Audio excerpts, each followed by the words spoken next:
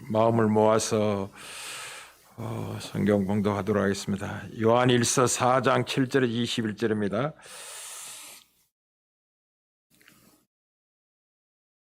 사랑하는 자들아, 우리가 서로 사랑하자. 사랑은 하나님께 속한 것이니 사랑하는 자마다 하나님으로부터 나서 하나님을 알고 사랑하지 아니하는 자는 하나님을 알지 못하나니 이는 하나님은 사랑이심이라. 하나님의 사랑이 우리에게 이렇게 나타난 바 되었으니 하나님이 자기의 독생자를 세상에 보내심은 그로 말미암아 우리를 살리려 하심이라. 사랑은 여기 있으니 우리가 하나님을 사랑한 것이 아니요 하나님이 우리를 사랑하사 우리 죄를 속하기 위하여 화목제물로 그 아들을 보내셨음이라. 사랑하는 자들아, 하나님이 같이 우리를 사랑하셨은즉 우리도 서로 사랑하는 것이 마땅하도다. 어느 때나 하나님을 본 사람이 없으되 만일 우리가 서로 사랑하면 하나님이 우리 안에 거하시고 그의 사랑이 우리 안에 온전히 이루어지느니라. 그의 성령을 우리에게 주심으로 우리가 그 안에 거하고 그가 우리 안에 거하시는 줄을 아느니라. 아버지가 아들을 세상에 구주로 보내신 것을 우리가 보았고 또 증언하노니 누구든지 예수를 하나님의 아들이라 시인하면 하나님이 그의 안에 거하시고 그도 하나님 안에 거하느니라. 하나님이 우리를 사랑하시는 사랑을 우리가 알고 믿었노니 하나님은 사랑이시라. 사랑 안에 거하는 자는 하나님 안에 거하고 하나님도 그의 안에 거하시느니라. 이로써 사랑이 우리에게 온전히 이루어진 것은 우리로 심판날에 담대함을 가지게 하려 함이니 주께서 그러하심과 같이 우리도 이 세상에서 그러하니라.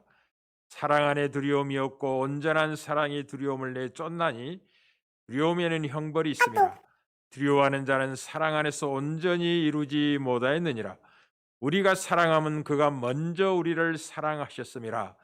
누구든지 하나님을 사랑하노라 하고 그 형제를 미워하면 이는 거짓말하는 자니 보는 바 그 형제를 사랑하지 아니하는 자는 보지 못하는 바 하나님을 사랑할 수 없느니라.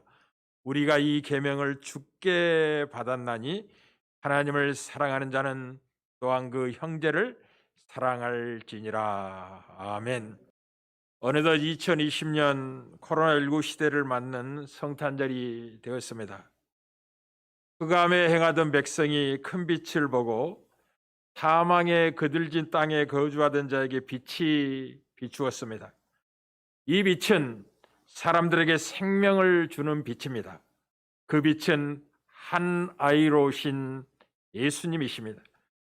예수님은 자신을 따르는 자들을 어둠에 다지지 아니하고 생명의 빛을 얻으리라고 요한복음 8장 12절에서 말씀을 하셨습니다. 예수께서 또 말씀하여 이르시되 나는 세상의 빛이니 나를 따르는 자는 어둠에 다니지 아니하고 생명의 빛을 얻으리라고 하셨습니다. 하지만 아직도 생명의 빛을 얻지 못하고 흑암 중에 거하는 수많은 인생들이 있습니다. 코로나19 시대에 맞는 성탄절에 간절히 바라건대 생명의 빛을 얻은 우리들뿐만 아니라 여전히 사망에 그들진 땅에서 고통하는 수많은 사람들에게도 한 나이로 오신 성탄의 기쁨이 임하기를 축복합니다. 사랑하는 성도 여러분, 우리는 지금 모두가 인정하듯이 마지막 때를 살아가고 있습니다. 마지막 때의 증상이 무엇입니까? 성경은 많은 것이 있겠지만 참 생명의 본질인 사랑이 식어지는 것이 마지막 때의 증상이라고 말씀하고 있습니다. 우리 주님 마태복음 24장 12절에 분명하게 말씀하셨습니다. 불법이 상함으로 사랑이 식어지리라고. 오늘 우리 두 날개 회원들이 가장 소중한 이야기의 주제도 바로 그것 아니겠습니까? 사도 베드로도 이렇게 증언을 했습니다. 만물의 마지막이 가까운 지금은 어느 시대보다도 뜨겁게 서로 사랑해야 될 때라고 베드로전서 4장 7절에 8절에서 증언합니다. 만물의 마지막이 가까웠으니 그러므로 너희는 정신을 차리고 근신하며 기도하라. 무엇보다도 뜨겁게 서로 사랑할지니 사랑은 허다한 죄를 덮느니라고 말씀하고 있습니다. 그리스도인들은 사랑이 식어가는 시대 정신을 본받지 말고 주님의 말씀을 따라 서로 사랑하며 살아야만 합니다. 주님 오실 날이 가까울수록 더욱더 뜨겁게 사랑하는데 온 마음을 기울여야 하겠습니다. 코로나19 시대 성탄절을 맞아 우리를 구원하기 위하여 자신을 버리시고 향기로운 제물과 희생 제물로 하나님께 온전히 드리신 그리스도의 사랑을 본받아 사랑 가운데 행하는 성도들로 새로워지기를 주의 이름으로 축복합니다. 사랑하는 성도 여러분, 오늘 본문의 말씀은 우리가 묵상만 해도 읽기만 해도 은혜가 되는 말씀입니다. 우리가 서로 사랑하며 살아야 될 이유가 무엇입니까? 그것이 무엇일까요? 그리고 그 사랑은 어떤 사랑이어야 할까요? 우리가 생각하는 정도의 사랑이 아니라는 것을 오늘 본문은 아주 힘있게 강조합니다. 우리가 서로 사랑해야 될 이유가 무엇이냐면 우리의 구원의 하나님이 사랑의 하나님이기 때문에 그렇습니다. 하나님이 사랑이시라는 증거가 무엇입니까? 그것은 독생하신 아들 예수 그리스도를 한 나이로 이 땅에 보내신 것이 바로 그 증거입니다. 왜 보내셨나요? 우리를 살리려고.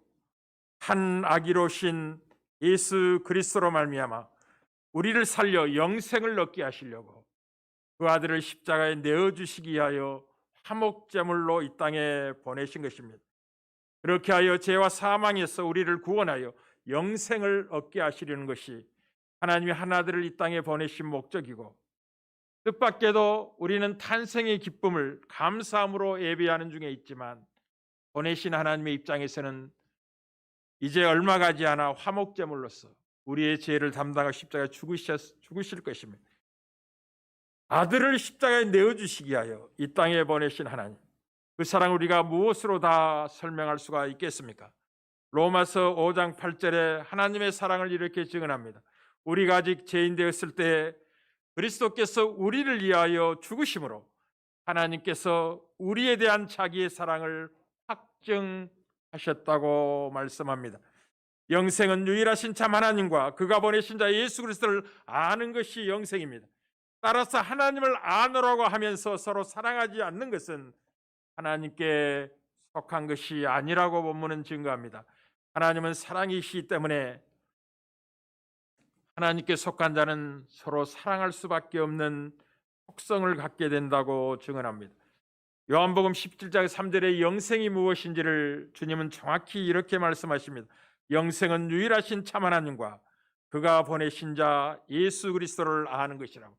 하나님을 알다고 하면서 서로 살아가지 않는다면 그건 거짓말하는 것이라고, 하나님을 알지 못하는 것이라고 분명히 증언합니다. 우리가 영원한 생명을 소유한 하나님의 자녀인 것에 대한 증거가 서로 사랑하는 삶에 있다는 것을 분명하게 증언합니다. 사랑하는 성도 여러분, 2020년 성탄절을 맞아 사랑하며 살게 하시려고 한 아이를 이 땅에 보내신 하나님의 마음을 알고 이뤄진 하나님의 사랑을 회복하는 복을 얻는다면 그것보다 귀한 성탄절이 어디가 있겠습니까? 그리스도인들은 서로 사랑하며 사는 것이 마땅한 일이라고 증언합니다. 사랑하는 자들아, 하나님이 이같이 우리를 사랑하셨은즉 우리도 서로 사랑하는 것이 마땅하다고 이야기하는데, 도대체 어느 정도 사랑해야 되는지를 하나님은 말씀을 통해 우리에게 증언하는데, 그런 말씀을 대할 때마다 한없이 부끄럽고 고개가 숙여지게 됩니다. 하나님이 우리 보고 어떤 정도로 서로 사랑해야 된다고 말씀하십니까? 그 수준을 주님은 요한복음 13장 34절 35절에 새 계명을 주시면서 이렇게 말씀을 하셨습니다. 새 계명을 너희에게 주노니 서로 사랑하라. 내가 너희를 사랑한 것처럼 너희도 서로 사랑하라. 너희가 서로 사랑하면 이로써 모든 사람이 너희가 내 제자인 줄 알 것이라고. 우리가 형제를 사랑하되 서로 사랑하는 그 수준은 어느 정도의 수준을 요구하고 있냐면, 주님이 우리를 사랑하신 것처럼, 주님이 우리를 사랑하사 친히 자기 자신을 십자가에 내어주신 사랑처럼 서로 사랑해야 된다고 말씀하고 있습니다. 요한일서 3장 10절에도 이것을 보다 구체적으로 이렇게 설명합니다. 그가 우리를 위하여 목숨을 버리셨으니 우리가 이로써 사랑을 알고 우리도 형제들을 위하여 목숨을 버리는 것이 마땅하니라고 말씀합니다. 요한복음 15장 13절에도 사람이 친구를 위하여 자기 목숨을 버리면 이보다 더 큰 사랑이 없다고 말씀하시므로, 하나님이 우리에게 주신 사랑은 자기 자신의 아들 독생아신 예수를 십자가에 내어주기까지 사랑한 것처럼 우리도 서로 사랑하되 그런 수준의 사랑을 해야 된다고 말씀하고 계십니다. 이런 사랑으로 서로 사랑하는 것은 우리 안에 하나님이 거하신 증거가 됩니다. 하나님은 사랑이시기 때문에 그렇습니다. 사랑 안에 거하는 자는 하나님 안에 거하고 하나님도 그의 안에 거하는 증거가 됩니다. 우리는 기독교 신앙, 복음으로 변화된 믿음을 가진 하나님의 자녀가 된 것을 너무나 피상적으로 생각하는 경향이 있습니다. 어떠한 삶과 수준으로 요구되고 있는지를 잘 모르고 옛 본성대로 자기의 욕망을 따라 신앙을 붙들고 바닷물을 마시는 갈증처럼 세상의 것을 찾아 헤매는 아픔을 종종 경험하고 만나고 깜짝 놀라게 되는데요. 하나님이 그리스도 예수를 우리 가운데 내어주시고 우리에게 요구하시는 그 이대한 삶은 우리가 상상하기, 밤새 고민하고 생각해봐도 그 수준에 이르지 못할 만큼 큰 사랑을 주셨고 요구하고 계시다는 걸 기억할 필요가 있겠습니다. 그러나 오늘 여러분과 함께 2022 성탄절에 살펴보고자 하는 것은 사랑은 사람을 변화시키는 능력이라는 사실을 증언하고 싶습니다. 사랑은 능력입니다. 사람을 새로운 피조물로 되게 하는 능력이 사랑입니다. 다시는 자신을 위하여 살지 아니하고 우리를 사랑하사 자기 자신을 십자가에 내어주신 분을 위하여 살게 하는 능력이 바로 사랑의 힘입니다. 자기를 위해 사는 사람은 형제를 사랑할 수가 없습니다. 오직 주를 위해 사는 사람만이 형제를 위하여 자기 목숨을 내어주는 사랑을 하게 될 것입니다. 이것을 사도 바울은 고린도 교인들에게 알리되 고린도후서 5장 14절 15절에 이렇게 증언합니다. 그리스도의 사랑이 우리를 강권하시는도다. 우리가 생각한데 한 사람이 모든 사람을 대신하여 죽었은즉 모든 사람이 죽은 것이라. 그가 모든 사람을 대신하여 죽으심은 살아있는 자들로 하여금 다시는 오직 그들을 위해 살지 아니하고 그들을 대신하여 죽었다가 다시 살아나신 이를 위하여 살게 하심이라고. 그리스도의 사랑이 우리를 강권하고 그리스도의 사랑이 우리를 삶으로 몰아가고 있는 그 목적은 자기를 위해 살지 아니하고 우리를 위해 죽으셨다 그리스도를 살게 하시는 놀라운 사랑이라고 말씀합니다. 복되신 하나님의 영광의 복음이 무엇을 목적하고 있는지를 이해할 필요가 있겠습니다. 그것은 청결한 마음과 선한 양심과 거짓이 없는 사랑에서 나오는, 믿음에서 나오는 사랑입니다. 복음이 목적하는 자리가 어디냐? 그것은 청결한 마음과 선한 양심과 거짓이 없는 믿음에서 나오는 사랑을 목적하고 있습니다. 우리가 그리스도를 믿어 의롭게 된 사람들은 성령님을 통하여 하나님의 사랑을 경험한 사람들입니다. 왜냐하면 하나님은 자신의 사랑을 성령을 통해서 그리스도를 믿는 자들에게 그 마음에 그 사랑을 부어주시기 때문에 그렇습니다. 그리고 성령을 통해 우리에게 부으신 하나님의 사랑은 그리스도의 십자가의 사랑으로 우리가 확인하게 됩니다. 이것을 로마서 5장 5절에는 이렇게 증언합니다. 소망이 우리를 부끄럽게 하지 아니함은 우리에게 주신 성령으로 말미암아 하나님의 사랑이 우리 마음에 부은 바 되었다고 이야기합니다. 구원이란 건 무엇이냐? 그리스도를 믿는 의로워진 하나님의 백성들에게 성령을 통하여 하나님의 사랑을 우리의 마음에 부어주는 것입니다. 그래서 형제를 사랑할 수밖에 없는 존재로 변화시키는 것입니다. 하나님의 사랑이 우리의 마음에 부음받지 않는다면 아무도 형제를 사랑할 수가 없습니다. 죄인은 자기를 살지 상대의 유익을 위하여 살지 않습니다. 우리는 하나님의 사랑을 경험함으로 우리가 세상을 버리고 하나님을 사랑하는 사람으로 변화된 것입니다. 하나님의 사랑에 항복한 것이 구원입니다. 하나님의 사랑이 그리스도의 십자가의 사랑으로 우리에게 나타나고 그것을 성령을 통해 영적으로 깨달아야 될 때 그 사랑 앞에 눈물을 흘리며 무릎을 꿇고 우리를 위하여 십자가에 진 예수를 주로 고백함으로 구원에 이른 하나님의 백성이 되는 것입니다. 그래서 성령을 통해 우리 마음에 하나님의 사랑을 부어주지 않는다면 아무도 그리스도의 십자가 사랑을 깨달을 수가 없고 하나님이 사랑이시란 걸 알지 못하기 때문에 여전히 세상에 속하여 하나님의 진노 아래 머물러 있는 비극적인 운명의 삶을 살고 있는 것입니다. 하나님의 사랑이 형제를 사랑함으로 나타날 수밖에 없는 이유가 하나님은 사랑이시기 때문에 그렇습니다. 하나님이 그 사랑을 우리에게 부어주셨기 때문에 그렇습니다. 그리고 그 사랑은 힘은 사람을 변화시킵니다. 사랑의 힘은 사람을 변화시킵니다.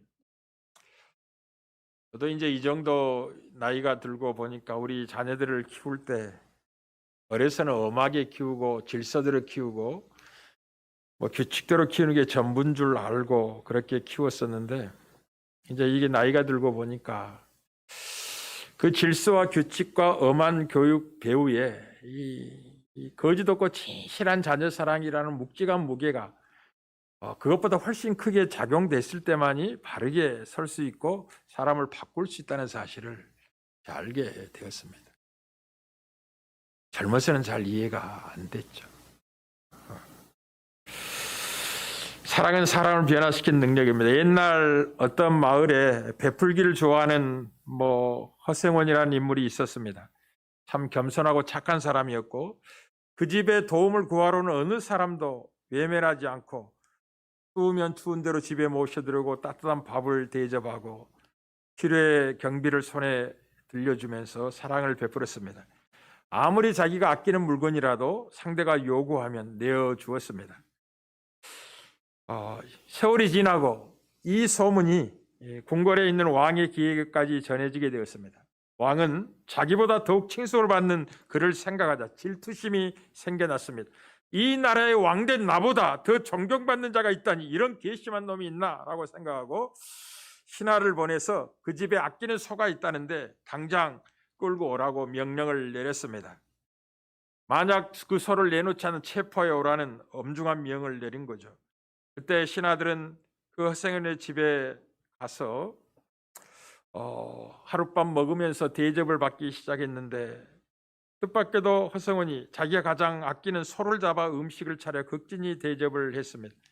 아침이 되고 그 신하가 허생원에 이야기했습니다. 이러이러해서 소를 끌고 가야 되겠어 라고 이야기했더니 허생원이 이렇게 이야기하면 어젯밤 마땅히 대접할 양식이 없어서 아끼는 소를 잡아서 당신들을 대접했습니다 라는 이야기를 했습니다. 그때 신하는 충격을 받고 궁궐로 돌아와 왕에게 그 사실을 보고하자 왕은 더욱더 화를 냈습니다. 그렇게 훌륭한 놈이 있으니 왕인 내가 존경을 받을 수가 없는 거야. 이놈을 어떻게 하지? 생각하다가 이번에는 무사를 보내서 허생을 죽이도록 명령을 했습니다. 이 무사는 온종일 길을 재촉하여 마침내 허생이 사는 동네까지 이르렀고 어느 집에 들어가서 하룻밤 신세를 지게 됐습니다. 그 집이 허생원 집이었습니다. 근데 모르고 들어가서 하룻밤 신세를 졌고 그날 밤 피곤한 그 무사에게 지극정성을 다해서 대접을 하고 잠자리에 이불자리를 새 이불을 깔아주면서 접대를 했습니다. 다음 날 아침 이제 손님이 불편한가 먼저 허생 와서 묻게 되었고 이야기를 하다가 사실은 자기가 허생원이라는 인물을 죽이기 위해서 왔는데 허생원 집이 어디냐고 물었습니다. 그때 허생원이 놀라지도 않고 제가 바로 그 허생원입니다 라고 대답을 했습니다. 이때 무사가 깜짝 놀랐습니다. 이런 낭패가 있나? 하필이면 은혜를 베푼 사람을 죽여야 하다니 이 일을 어쩐다 왕의 명을 거역할 수도 없고 고민하고 있었습니다. 그때 허생원이 벽에 걸린 무사의 칼을 가만히 가져오더니 이렇게 이야기를 합니다. 무사님, 신하로서 왕명을 어긴다면 죄가 됩니다. 저 한 사람 살자고 다른 사람 희생시켜서 되겠습니까?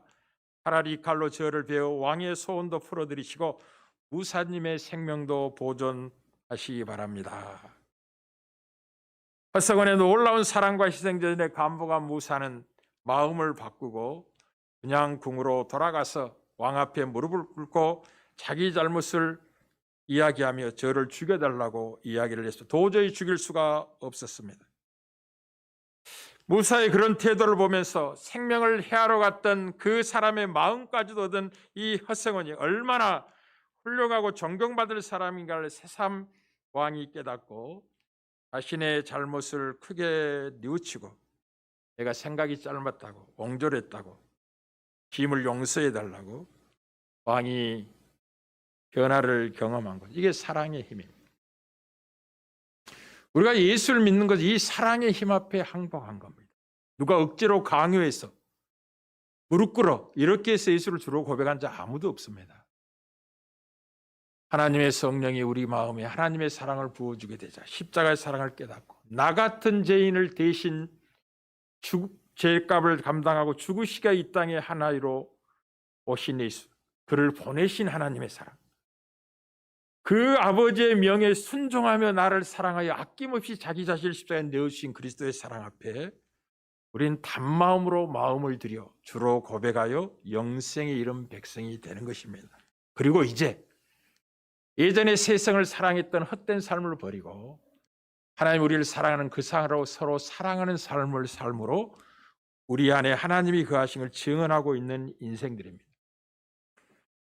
사랑하는 성도 여러분, 이 마지막 때의 증상이 불법이 사감으로 사랑이 식어져가는 시대입니다. 너무나 급박하게 사랑이 식어지고 있는 걸 한 해가 다를수록 보게 됩니다. 우리 어머니 대 우리 아버지 때만 해도 이렇게 강팍하지는 않았습니다. 그런데 모든 게 풍요하고 모든 게 넘친 것 같은데 생명이 가질 참된 본질적인 사랑은 서서히 약화되고 있고 싸늘하게 변화되고 있는 시대를 만나게 됩니다. 이 성탄절에 구원의 목적인 서로 사랑하며 살게 하신 하나님의 마음을 알고 사랑을 회복하는 은혜가 있었으면 좋겠습니다. 사랑하는 성도 여러분, 사랑은 심판을 넉넉하게 이기게 됩니다. 왜냐하면 사랑 안에는 두려움이 없고 온전한 사랑이 두려움을 내쫓기 때문에 그랬습니다. 내일에 대한 두려움은 우리로 하여금 참 사랑을 살아내지 못하게 합니다. 내일에 대한 두려움이 자기를 챙기게 하고 자기를 주목하게 하여 베풀고 섬기는 삶을 살지 못하도록 하는 두려움으로 영혼 속에 자리 잡게 되는 것입니다.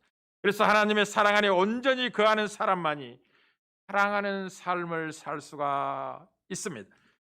우리는 지금 말세를 살아가고 있습니다. 마지막 때를 살아가고 있습니다. 사랑이 없어 고통하는 시대 속에 살고 있습니다. 참으로 아픈 시대를 만났습니다.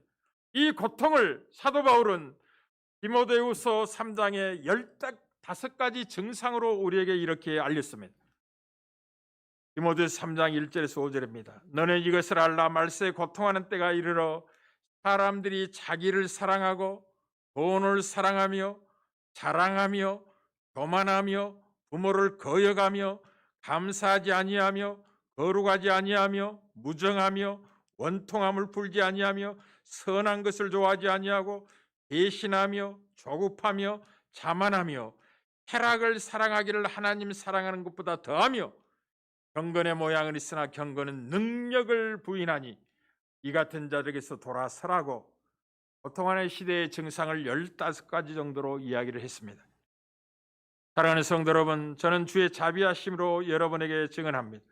이런 증상 중 하나라도 있다면 회개하시고 성탄절을 맞아 생명의 본질인 형제를 사랑하는 자리로 돌아가야만 하겠습니다. 이 15가지 고통받는 증상은 사랑과 대척점에 있는 반대 지점에 있는 영혼의 상태입니다.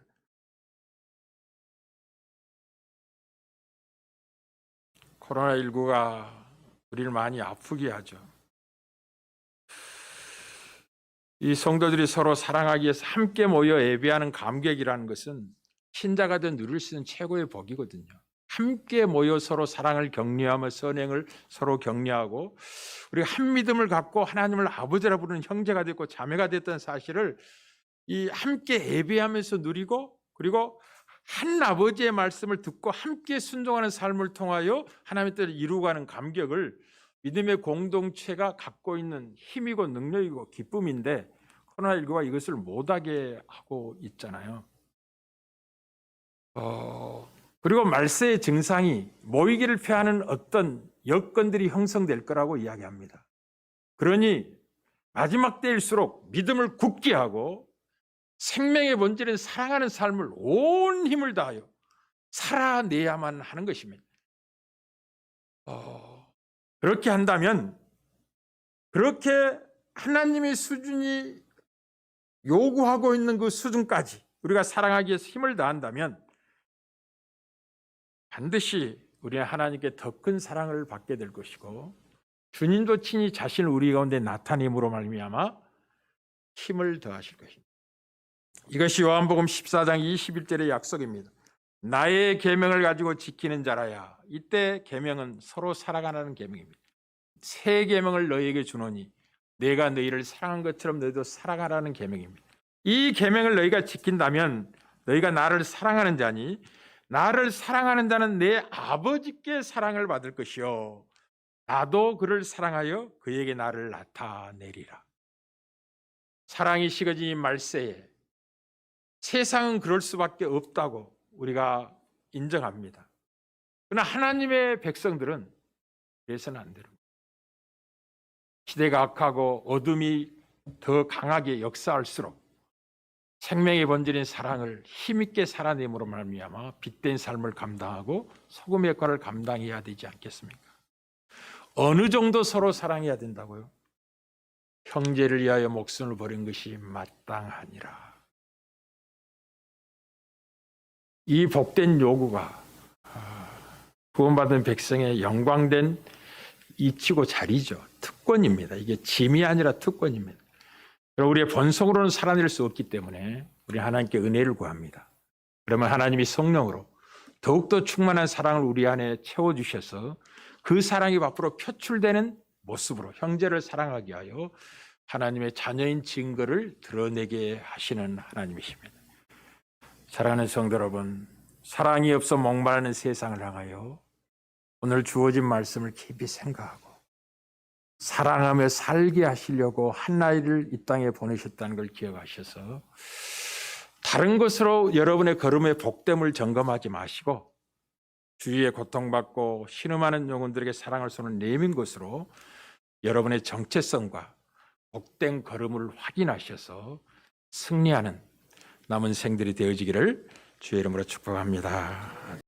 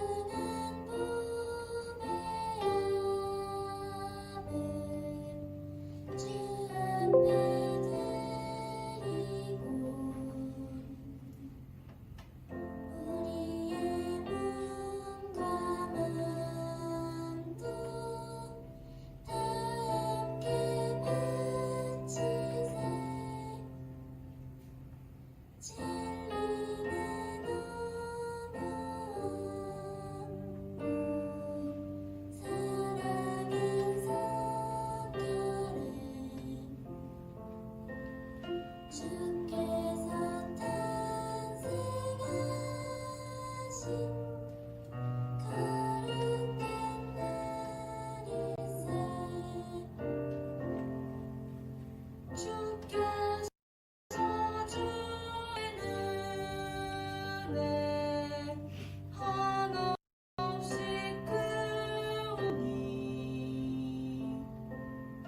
우리가 받은 것을 감사히 바치세. 기쁨은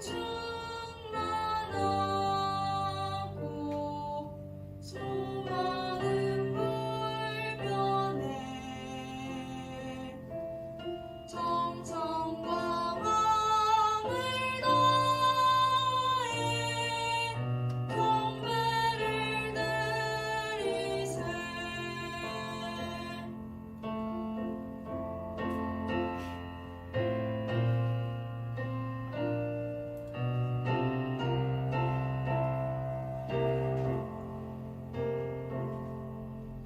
들에서 밤을 새며 양치던 목자들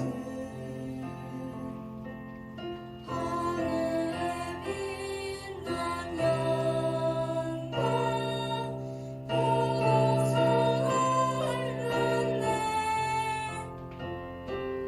천사들 기쁜 소식 목자들 듣고서 찾아와 경배하며 영광을 돌렸네.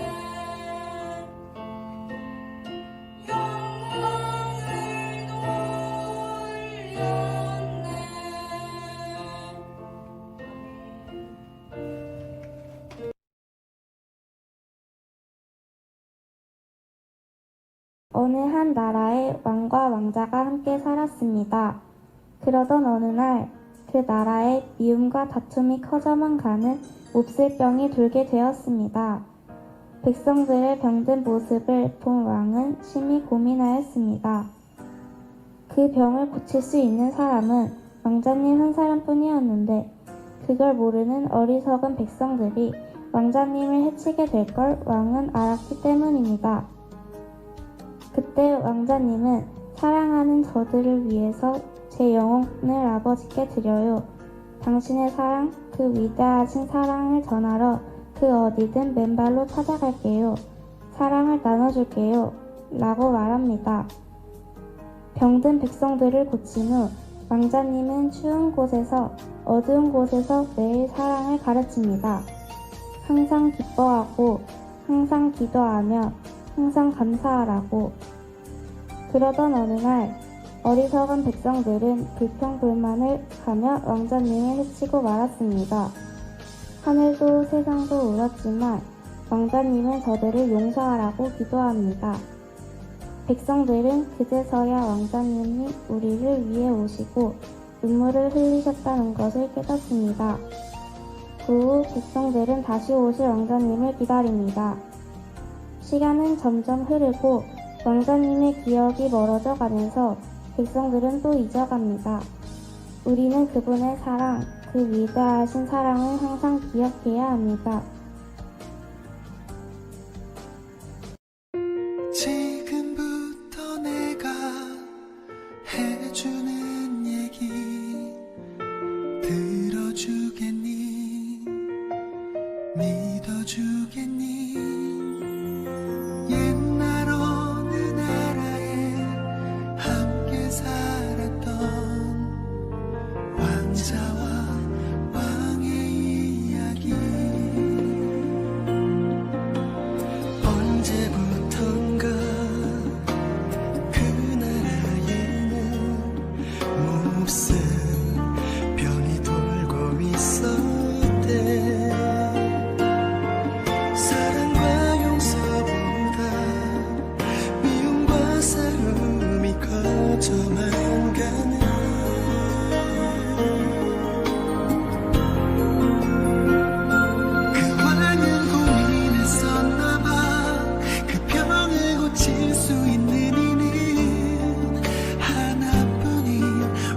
뿐이었는데 그걸 모르는 어리석은 백성이 왕자님을 해치게 될 것을 알았던 거야. 그때 왕자님이 말했대. 사랑하는 저들을 위해서 제 영혼을 아버지께 드려요. 당신의 사랑, 그 위대하신 사랑을 전하러 그 어디든 맨발로 찾아갈게요. 사랑을 나눠줄게요.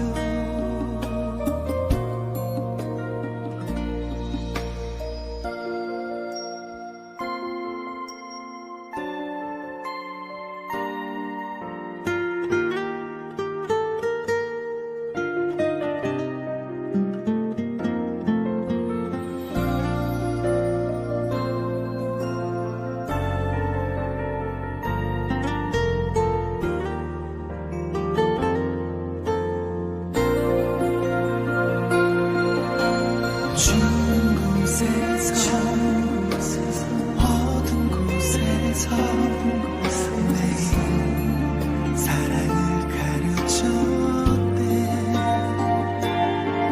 항상 기뻐하라고 기도하며 감사하며 살라고